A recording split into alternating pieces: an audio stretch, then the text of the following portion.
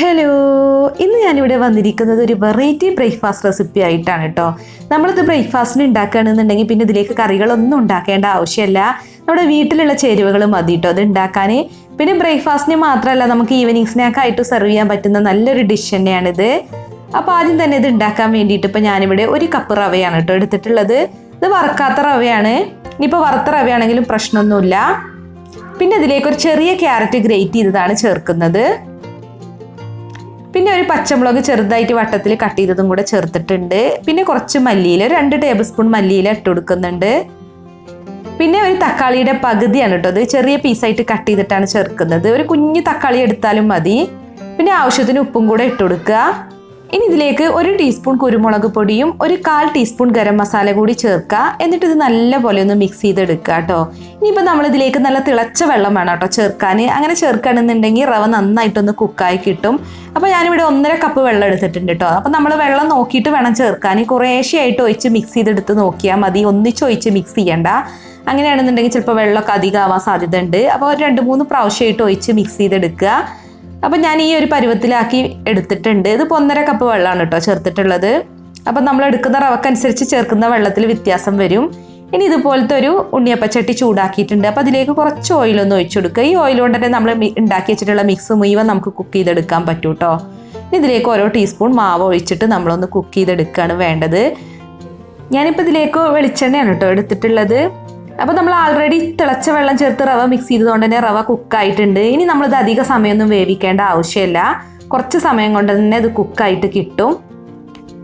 അപ്പോൾ ഇനി നമുക്കിത് അടച്ച് വെക്കാം. എന്നിട്ടൊരു മീഡിയം ഫ്ലെയിമിൽ തന്നെ ഒരു 3 മിനിറ്റ് വേവിക്കാം കേട്ടോ. അതിനുശേഷം പിന്നെ നമുക്ക് തുറന്നിട്ടൊന്ന് മറിച്ചിട്ട് കൊടുത്താൽ മതി. അപ്പോൾ 3 മിനിറ്റ് കഴിഞ്ഞിട്ടുണ്ട്. ഇനി നമ്മളിത് മറിച്ചിട്ടിട്ട് ഒരു 2 മിനിറ്റും കൂടി ഒന്ന് അടച്ച് വെച്ച് വേവിച്ചാൽ മതി. അപ്പോഴേക്കും ഇത് നന്നായിട്ട് കുക്കായിട്ട് കിട്ടും.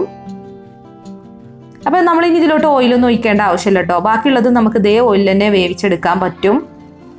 ഇപ്പോൾ 2 മിനിറ്റ് കഴിഞ്ഞിട്ടുണ്ട്. ഇതെല്ലാം നല്ല പോലെ ഇവിടെ കുക്കായിട്ടുണ്ട്. ഇനി നമുക്കിത് ഈ ഉണ്ണിയപ്പച്ചട്ടിയിൽ നിന്ന് മാറ്റാം.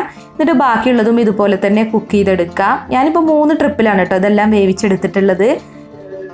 അപ്പോൾ ഞാൻ എല്ലാം ഇവിടെ വേവിച്ചെടുത്തിട്ടുണ്ട്. ഇനി നമുക്കിത് കൊണ്ട് ഒരു ചെറിയൊരു പണി കൂടെ ഉണ്ട് കേട്ടോ. അപ്പോൾ അങ്ങനെ ചെയ്തിട്ട് വേണം നമ്മളിത് സെർവ് ചെയ്യാൻ. അപ്പോൾ അതിന് വേണ്ടിയിട്ടൊരു മിക്സിയുടെ ജാർ എടുത്തിട്ടുണ്ട്. അതിലേക്ക് ഒരു 4 ചെറിയ അല്ലി വെളുത്തുള്ളി, ഒരു ചെറിയ കഷ്ണം ഇഞ്ചി എടുത്തിട്ടുണ്ട്. അപ്പോൾ അത് നമുക്ക് ജാറിലേക്ക് ഇട്ട് കൊടുക്കാം. പിന്നെ വേണ്ടത് തക്കാളിയാണ്. അപ്പോൾ 2 മീഡിയം വലിപ്പത്തിലുള്ള തക്കാളി ഇതുപോലെ ചെറിയ പീസായിട്ട് കട്ട് ചെയ്തതും കൂടെ ഈ ജാറിലേക്ക് ഇട്ട് കൊടുക്കുക. എന്നിട്ട് നമ്മളിത് നല്ല പോലെ ഫൈൻ പേസ്റ്റ് ആയിട്ടൊന്ന് അരച്ചെടുക്കണം കേട്ടോ. അപ്പോൾ ഇത് ഞാനിവിടെ നല്ല പോലെ അരച്ചെടുത്തിട്ടുണ്ട്. ഇനി നമ്മൾ ഒരു പാൻ അടുപ്പിൽ വെച്ചിട്ട് ചൂടാക്കുക. അതിലേക്ക് 1 ടേബിൾ സ്പൂൺ വെളിച്ചെണ്ണ ഒഴിച്ചു കൊടുക്കാം. 1 ടേബിൾ സ്പൂൺ മതി കേട്ടോ. പിന്നെ 1 ടീസ്പൂൺ കടുക് ഇട്ട് കൊടുക്കാം. പിന്നെ ഒരു 1/4 ടീസ്പൂൺ ചെറിയ ജീരകം ഇട്ട് കൊടുക്കുക. അപ്പോൾ കടുക് പൊട്ടിയതിന് ശേഷം നമുക്കിതിലേക്ക് ഒരു തണ്ട് കറിവേപ്പില ഇട്ട് കൊടുക്കാം. പിന്നെ നമ്മൾ അരച്ച് വെച്ചിട്ടുള്ള തക്കാളി പേസ്റ്റ് ഉണ്ടല്ലോ, അതും കൂടെ ഇതിലേക്ക് ഇട്ടിട്ട് നല്ല പോലെ ഒന്ന് വഴറ്റിയെടുക്കുക. ഈ തക്കാളിയുടെ പച്ചച്ചുവ മാറുന്നത് വരെ ഒന്ന് വഴറ്റിയെടുക്കണം കേട്ടോ. ഇനി ഇതിലേക്ക് ആവശ്യത്തിന് ഉപ്പിട്ട് കൊടുക്കാം.